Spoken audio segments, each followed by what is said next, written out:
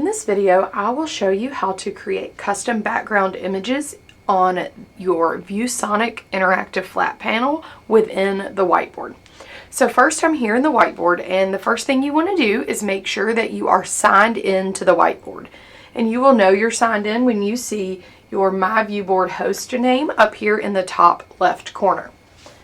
So before we get started, I want to also show you one more thing that you're going to need to do before being able to upload custom background images. So I'm going to show you this in the browser on the panel. However, you can do this on your desktop, laptop, Chromebook, whatever it is that you are using.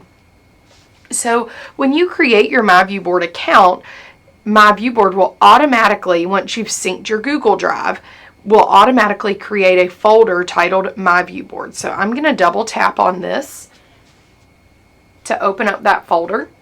And within this folder, you should already have a background folder as well.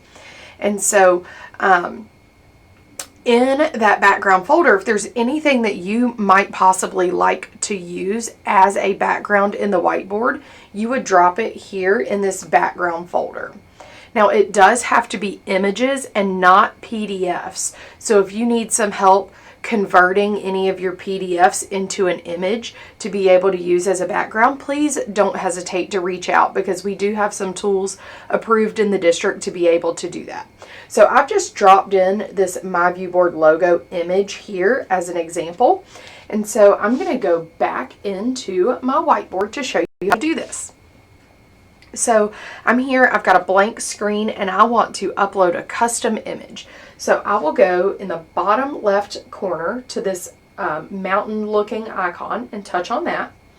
And the very left icon with the red person and an image next to it, this is the follow me icon.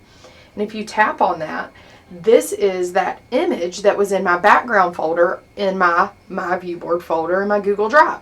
So all I have to do now is tap on that, and it asks which page I want to apply the background to. I'm just going to do it to this page. And now it is the background here on my whiteboard file.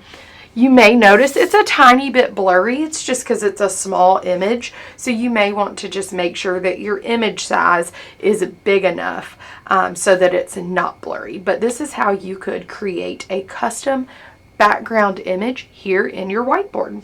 Thank you so much for watching.